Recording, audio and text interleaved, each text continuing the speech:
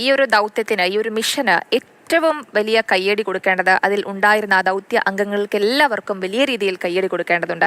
അതുകൊണ്ട് തന്നെയാണ് വനം വകുപ്പ് ഉദ്യോഗസ്ഥരെ അഭിനന്ദിച്ച വനമന്ത്രി AK ശശീന്ദ്രൻ രംഗത്ത് വന്നിട്ടുള്ളതും. കടുവ സാന്നിധ്യമുള്ള മറ്റ് സ്ഥലങ്ങളിലും തിരച്ചിൽ തുടരുമെന്നാണ് അദ്ദേഹം പറയുന്നത്. വനത്തിനകത്ത് വെച്ച് കടുവകൾക്ക് മുറിവേൽക്കുന്നതിന്റെ കാരണം പരിശോധിക്കുമെന്നും മന്ത്രി പറഞ്ഞു.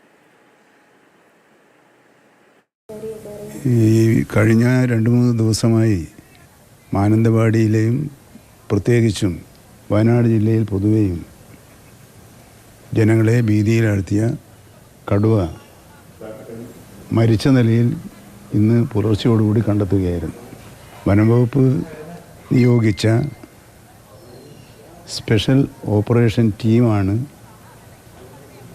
ഈ കടുവയെ മരിച്ച നിലയിൽ കണ്ടെത്തിയത്.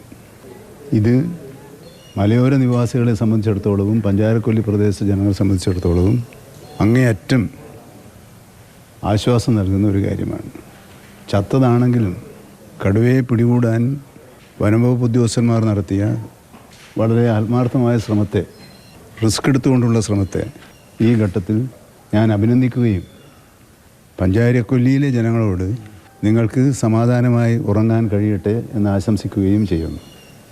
ഇത് വകുപ്പ് ആലോചിക്കുന്നില്ല.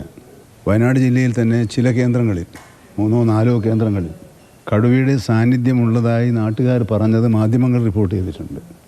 അങ്ങനെ റിപ്പോർട്ട് ചെയ്ത പ്രദേശങ്ങളെ ഇന്നും നാളെയുമായി ഒരു സ്പെഷ്യൽ ഓപ്പറേഷൻ സ്കീം നടപ്പിലാക്കുന്നതിനുള്ള നിർദ്ദേശം ചീഫ് ഫോറസ്റ്റ് വൈൽഡ് ലൈഫ് വാർഡനോടും ജില്ലാ കളക്ടറോടും നിർദ്ദേശിക്കുകയും അതിനുവെച്ച ക്രമീകരണങ്ങൾ ഉടനെ നടത്തണമെന്ന് ആവശ്യപ്പെടുകയും ചെയ്തിട്ടുണ്ട്.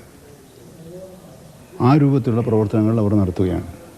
എനിക്ക് മാധ്യമങ്ങളോടും പൊതുസമൂഹത്തോടും അഭ്യർത്ഥിക്കാനുള്ളത്, ഒരു കാര്യത്തിലും 100% പരിഹാരം നമ്മൾ പ്രതീക്ഷിക്കരുത്, ഒരു കാര്യത്തിനും. എന്നാൽ വനംവകുപ്പിലെ ഉദ്യോഗസ്ഥന്മാർ അവരുടെ പ്രവർത്തനത്തിൽ ജാഗ്രത കുറവ് കാണിക്കുന്നുണ്ടോ? ജാഗ്രത കുറവ് കാണിക്കുന്നുണ്ടെങ്കിൽ തീർച്ചയായും അത് ചൂണ്ടിക്കാണിക്കുകയും ഭരണകൂടം അത് തിരുത്തിക്കാനുള്ള നടപടി സ്വീകരിക്കുകയും ചെയ്യണം.